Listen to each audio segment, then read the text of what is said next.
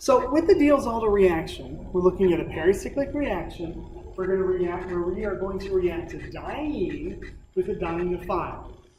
Remember, the diene is going to have a conjugated double bonds, and the dienophile is going to be some pi system that is attacked by the diene or reacts with the diene to form the cyclic system. When we do the Diels-Alder reaction, we're going to be trading 2 pi bonds for 2 sigma bonds. All right, so energetically, this is going to be a very favored process, or has the potential to be quite favored. It is pericyclic, meaning that all of the things are happening at once. Excuse me, we're moving all the electrons around at once. And it's also stereoselective in that, stereospecific in that during the course of the reaction, since it's going through a cyclic pathway, there's no way for the stereochemistry of the groups attached to the dienophile to change, or the groups attached to the diene to change. So if 2 things are cis in the starting material, they're going to be cis in the product. Yeah, one of the requirements for the Diels-Alder that we talked about on Wednesday was that the diene has to be able to adopt the S-cis conformation. And we said the S-cis conformation is when we've got that single bond in between the 2 double bonds, and the orientation around that single bond is cis. Now, the reason that has to be in that cis geometry is we've got to get those molecular orbitals close enough to each other so that they can attack the dienophile, or react with the dienophile. I drew a couple on the board examples of dienes that can adopt an S-cis conformation. And we, as a group, went through and drew some, and we saw that when they were in rings, oftentimes they couldn't adopt the S-cis conformation, or that we could have some steric things, like 2 butyl groups that were blocked from being in that S-cis conformation. We also noted that if they are arranged in a ring correctly, it could actually increase the reactivity. And we talked about cyclopentadiene and how in the Diels-Alder process, the cyclopentadiene is extremely reactive. And it gets that increased reactivity because that diene is locked in the S-cis conformation. And since it's part of a 5-membered ring, there's even a little bit of angle strain there, which makes it even more prone to react. And so we talked about how cyclopentadiene in a bottle is actually the dimer, that it self-reacts, and we're going to have to heat it to a temperature of 170 degrees to get it to split apart into the cyclopentadiene. Those are just showing the bonds formed in the Diels-Alder reaction. Now, where we finished up on Wednesday was talking about how we can affect the reaction rate of the Diels-Alder reaction. One of the things that we noted is if we put an electron withdrawing group on the dienophile, it increases the rate of reaction. Right here we've got a carbonyl, 1 carbon away, and this reaction takes place at temperatures 140 degrees Celsius. Right? It works really well. We can use alkynes as the dienophile, which means that when we do the reaction, we're going to end up with 2 alkenes in our mixture. But acetylene itself ends up being a pretty poor dienophile. We can attach groups to it, like ester groups. In this particular situation, we put 2 esters on the alkyne, and that greatly increases its reactivity. So to the point where this reaction would occur pretty close to room temperature.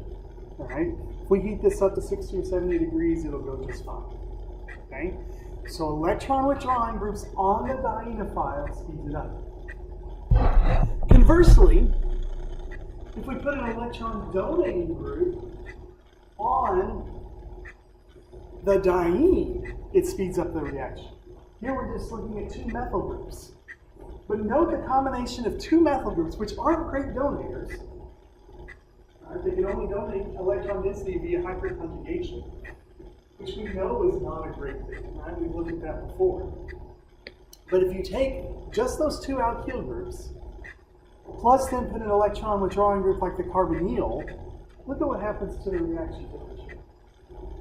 It goes all the way down to where this will just react to room temperature.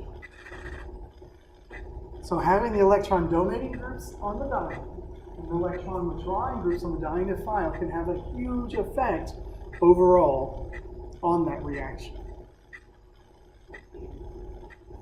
Now, one of the things we need to think about then is why.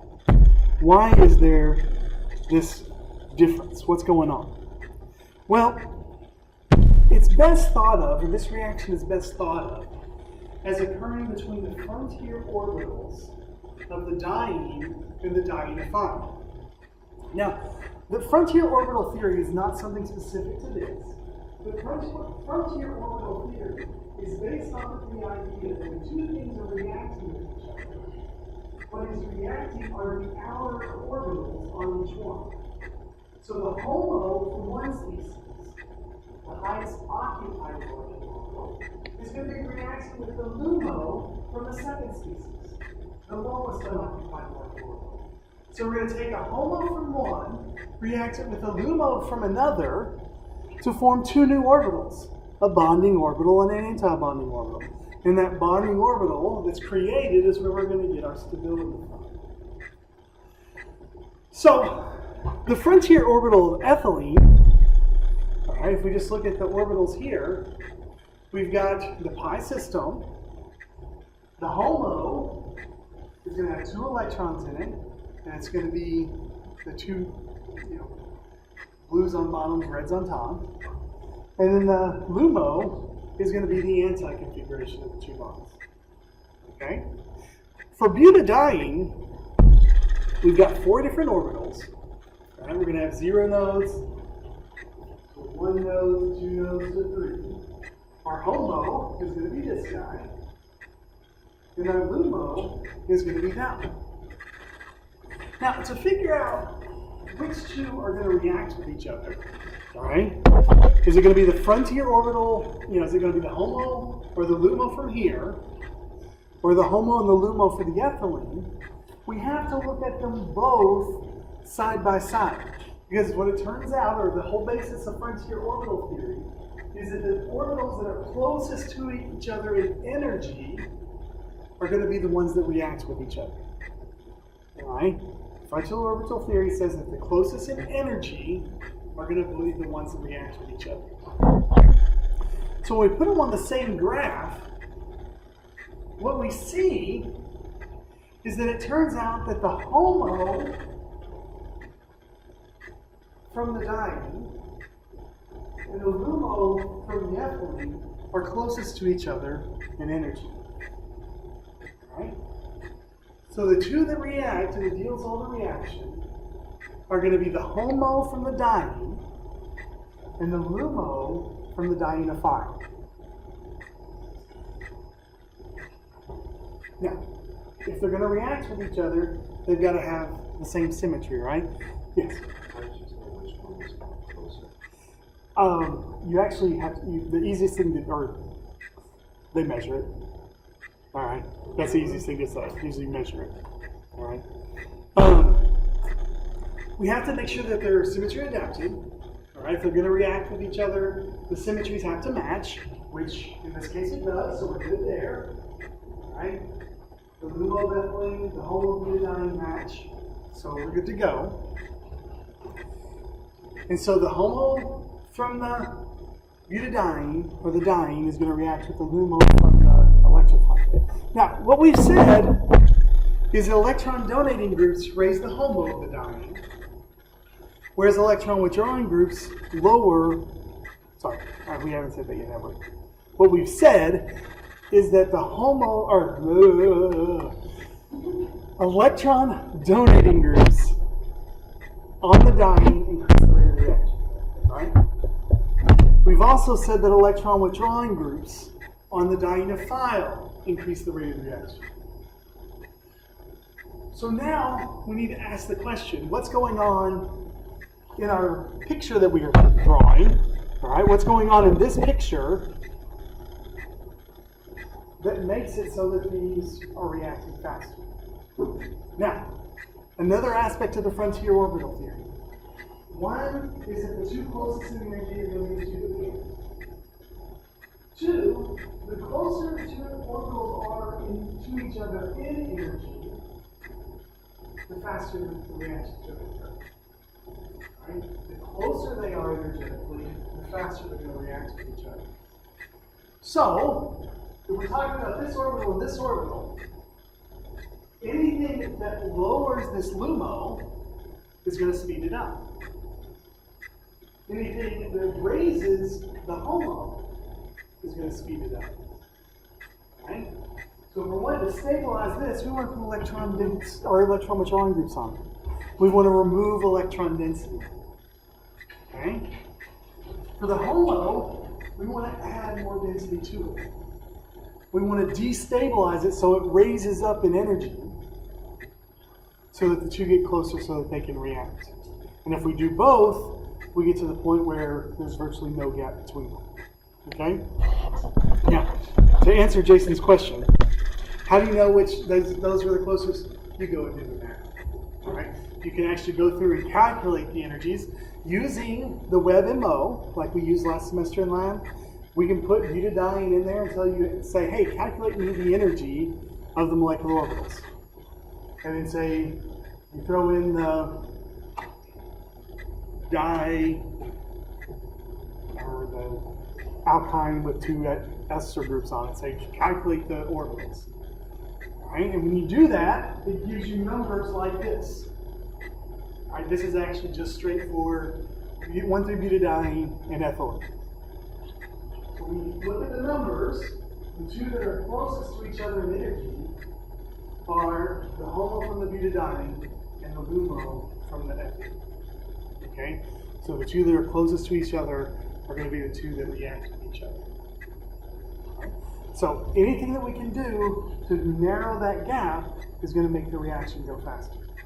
So an electron donating group is going to raise this HOMO, and an electron withdrawing group is going to raise or lower this LUMO. Okay? So that's why putting carbonyls makes the reaction go faster. That's why adding alkyl groups makes the reaction go faster. Now, there are a couple other aspects of the Diels-Alder that I want to point out. One, and this is one I've mentioned already, but from a stereochemical standpoint, if something is cis in the starting material, it's going to be cis in the product. Okay? And notice here we're starting with cis-cinnamic acid. So we have an alkene, it's got a phenyl group attached to it, and a carboxylic acid attached to it. On the cis configuration, they're both going on the same side. In the product, notice then that the two groups are going to be cis to each other.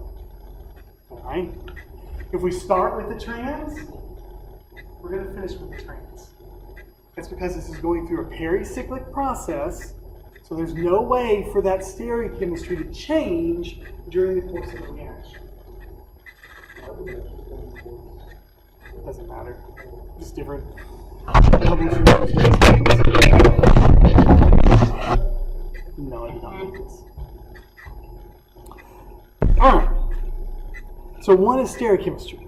We can learn a lot from this about the stereochemistry of the reaction. And then the second thing that I want to mention is selectivity. There are two different selectivities that come into play when we're talking about the Diels-Alder. The first is the endo-exo rule. Now, when we're attaching a diene to a dienophile, not always, but in a case like this, where we have a cyclopentadiene, there are two different ways that we can attack the dienophile. We can put it so that the group is quote unquote underneath the ring, or we can put it so that the group is pointed away from the ring. You see those two differences there? When the group is pointed under the ring, we say it is endo. When it is pointed away, we say it is exo. So in this position, we say it is the endo position because it's underneath the diene.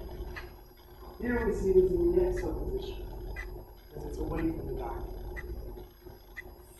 It turns out when that carbonyl is in the endo position, we can get what's called pi stacking, meaning that the pi electrons here can interact with the pi electrons there in a favorable configuration.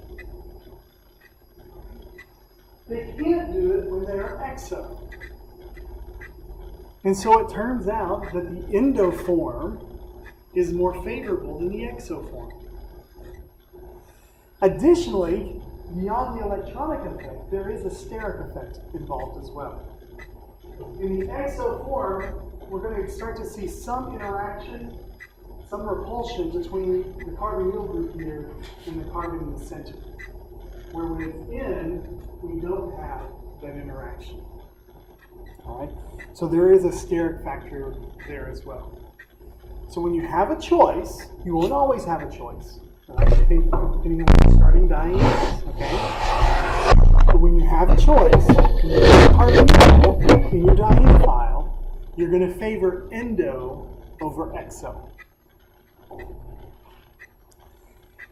The other thing that comes up every now and then is that sometimes when we're adding things together, our dienephile and our diene are not symmetrical. We can have an electron withdrawing group just on one end of the dienephile, or an electron donating group on just one of the two carbons of the diene. When that happens, there are a series of two constitutionalizable products that can form.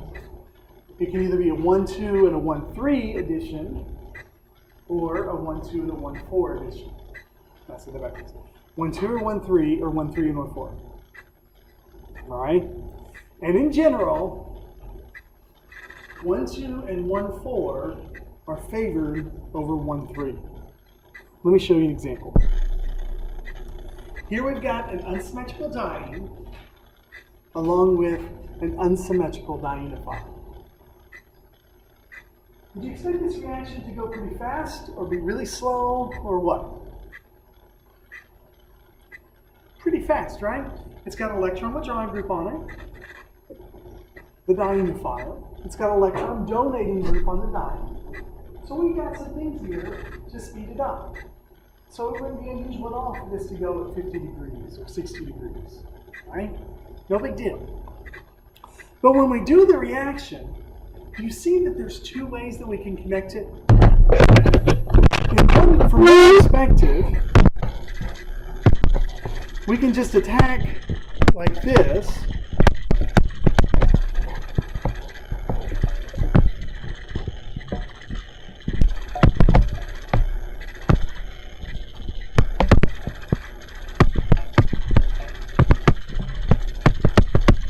To get something like that.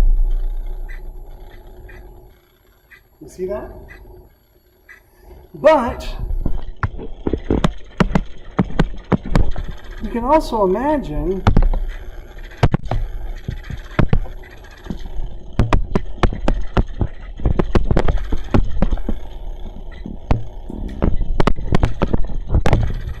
when it reacts being oriented like this. And in that case, the product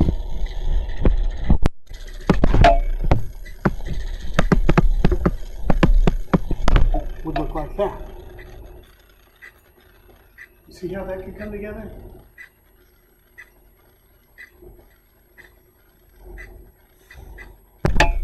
Next slide, I just have it as pretty. So those are, that's just the same diagrams I just drew, just pretty, right? The top one, we're going to say is 1,3 addition, and the bottom 1,4 addition. And what that means is that the groups are 1, 3 from each other, or 1, 2, 3, 4 from each other. So we can have the 1,3 addition product and the 1,4 addition product.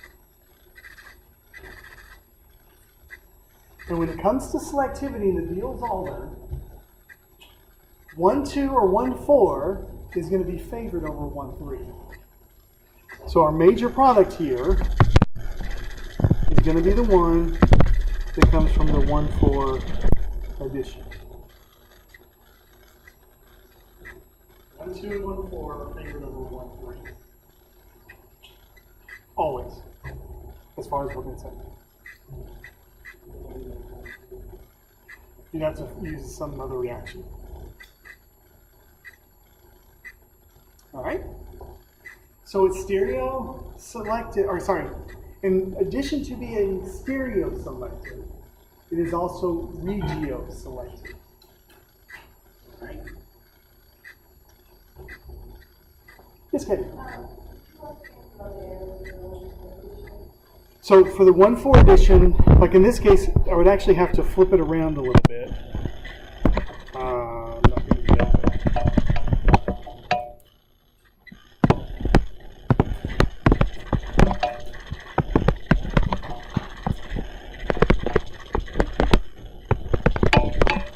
So for the 1.4 edition, we send those to there, those to there, and those to there. Okay.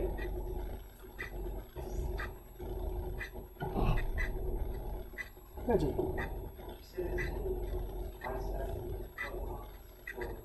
The reasoning behind the 1.2 versus the 1.4, it's actually not through the pi stacking. That's what leads to the endo versus exo. This is because of the partial charges. All right. It's the idea that, for example, this carbonyl carbon is going to have a partial positive on it, which means this one's going to have a partial negative, and this one's going to have a partial positive. Just slight. All right. Likewise, this is going to be a little bit negative, and this is going to be a little bit positive. So the partial positive here is going to be attracted to the partial negative there, and that's where the selectivity comes from. Okay. Like, if you think about it, the oxygen's going to be pulling electron density towards it here, so it's going to be a partial negative, which means that's a partial, that's got a partial positive, that's a partial negative, which means that's a partial positive, and then I did it back. This is going to be donating, so that's a negative, that's a positive, that's a partial negative. So the negative is attracted to a positive, and the negative is attracted to a positive. In this case, it doesn't matter because there's no endo or exo, because there's not the bridge. Okay. We're just making a one-ring system.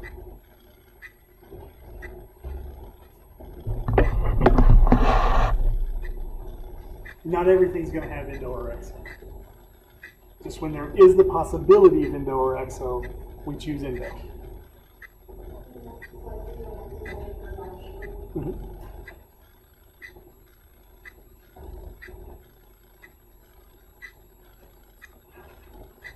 One other thing to note with the Diels-Alder, and we'll be done with this reaction. We don't have to have all carbons in the system. All right, here you see a hetero Diels-Alder where I've got the diene in the molecule on the left here. But then in this case, I'm actually using the carbonyl as my dienophile. Okay? Now, note that this is an easy reaction. Notice that on the diene, we've got two very strong electron donating groups. Right? We've got oxygens, which can donate electron density via that pi system.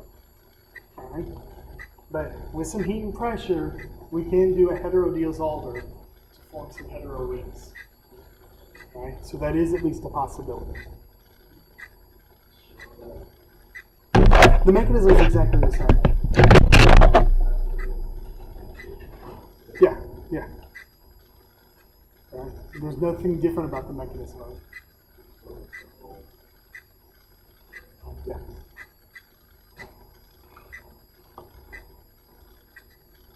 All right. Then let's talk for a few minutes. If I can find it.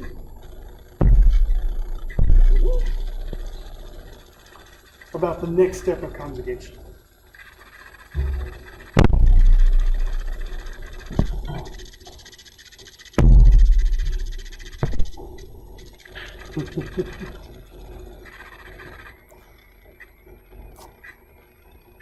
for those of you looking for the perfect Valentine's Day card.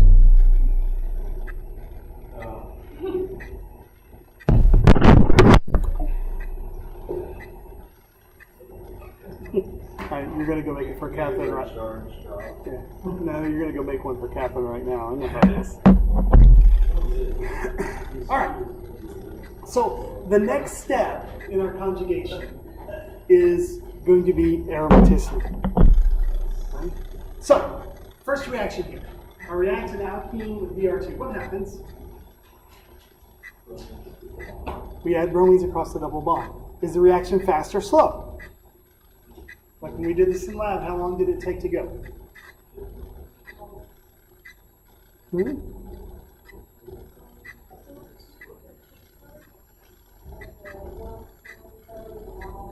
No, that was another alkene.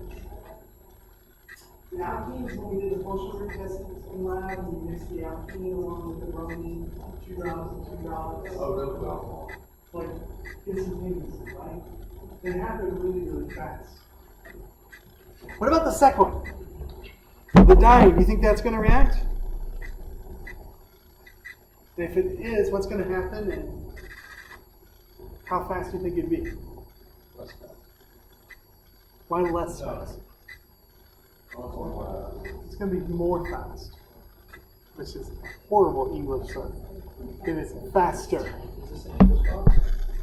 Yes, we're a liberal arts institution, and so we stress all aspects of knowing. Right? This one goes very fast. So when I was teaching at Purdue my last year there, or I was as a lecture TA, and the person I was TAing for ended up having to go overseas for about 6 weeks, and so I just took over his course and conducted the lecture. Well, at Purdue, the classrooms are a little bit bigger than the classrooms here. The room I was doing organic would hold about 600. I was standing on the first floor of the room. The back of the classroom was on the second floor of the building, and then the balcony was where you entered the balcony through the third floor of the building. To do a demonstration or anything took a little bit of effort because there's a lot of people there. Well, I did this as a demonstration, and there was actually somebody who took $400 as a demonstration to lunch. So, I worked this as a demonstration as a development for and stuff. He set it up for me. We set it up on 3 different overhead projectors in petri dishes, 10-inch petri dishes, so that you could shine the overhead through them and people could watch on the screen what was happening. So on the first overhead projector, I put the 10-inch petri dish, I put in my cyclohexene, I added in my bromine, and the color just went away instantly. Alright? Went to the middle one, poured in my cyclohexadiene, and then added in my bromine, and this is a very exothermic process. And so and the heat of the overhead heated it up a little bit too. And it starts popping and going everywhere. And it might have been enough that the first 3 or 4 rows, they jumped back and pushed the chairs out of the way because it was popping a little much. It was a little overzealous. So then I come to the third one. And the third one I poured in benzene. Because if 1 is fast, 2 is faster, 3 is going to be Slow. Okay. I even put in I started pouring it and I was like, oh, wait a minute. I grabbed my safety goggles and put on the safety goggles and all. And literally the first 5 rows just split and went to either side, And you pour it in and there's nothing.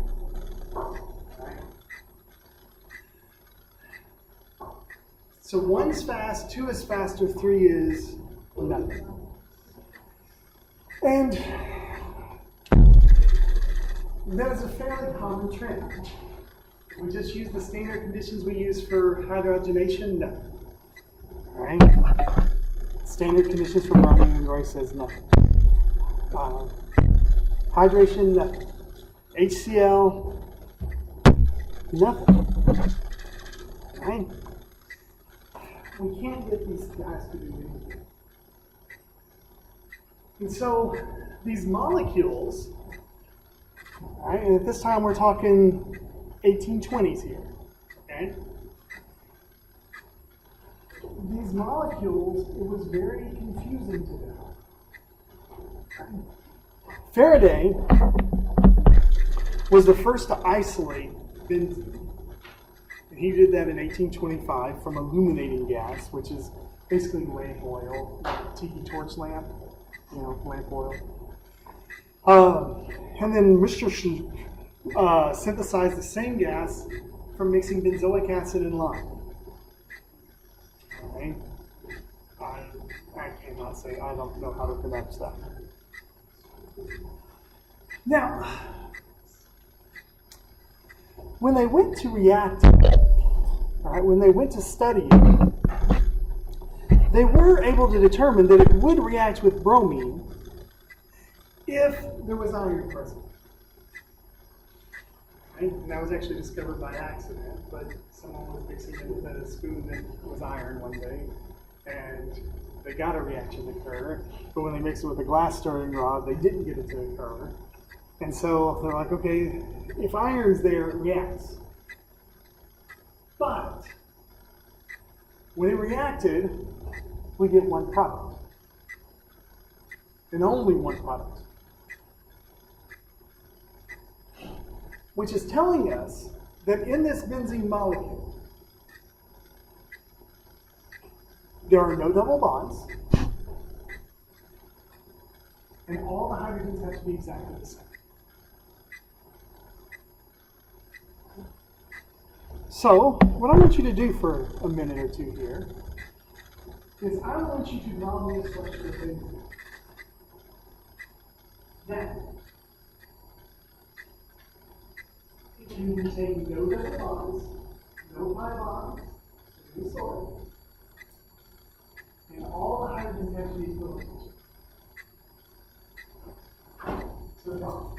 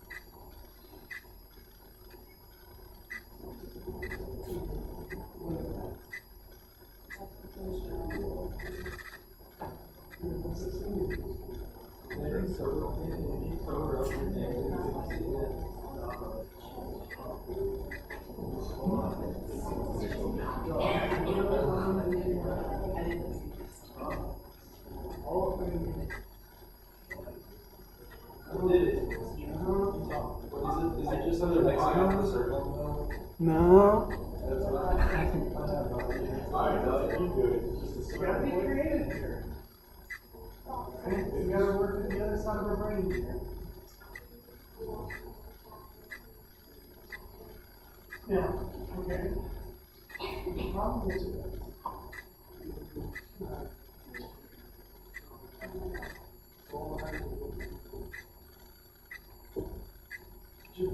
you're the sneaky one right now.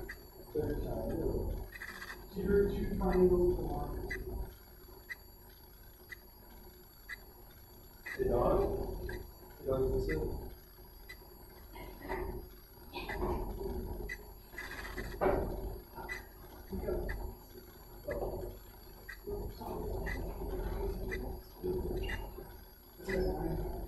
It does. That's all I got. Well, all hydrogens have to be equal, so it has to be planar of some sort. Alright?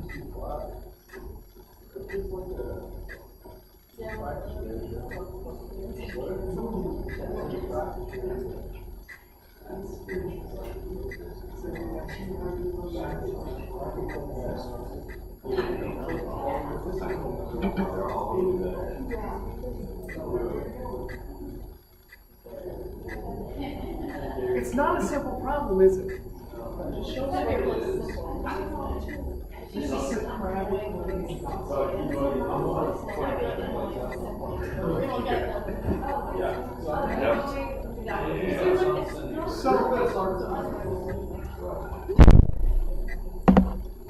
A few of the ideas put out, one of them was very similar to what you guys are drawing. It's called the Clauss-Long bond.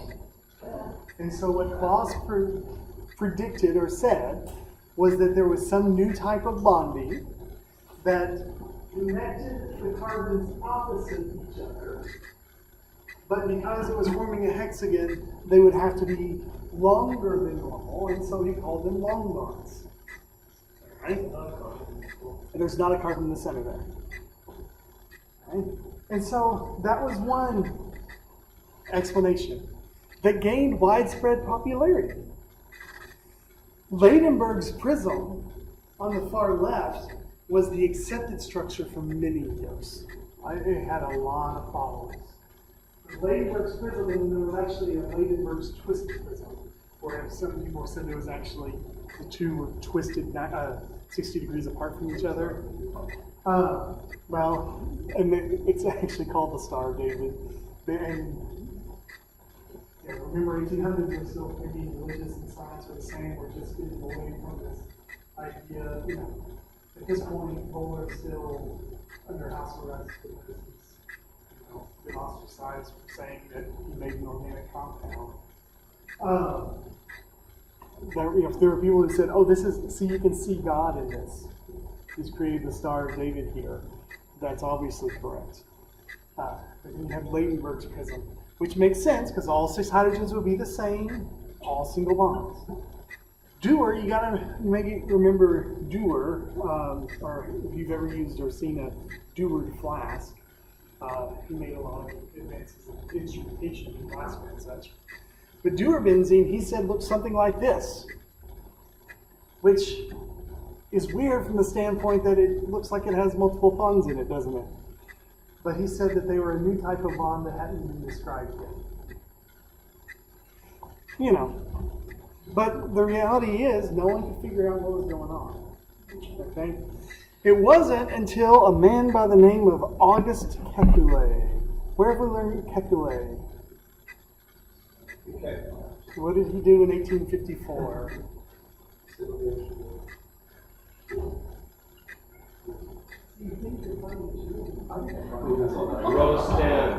Roast. Is he the one who made the... No, that was Bowler. You were the one who just now. Who was Bowler? As long as you didn't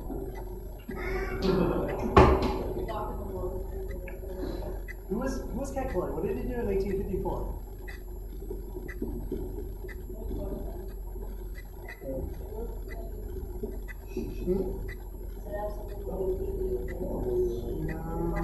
We haven't talked about it since August, probably.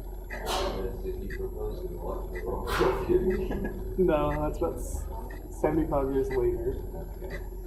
Kekule was the first one to propose that carbon was tetravalent.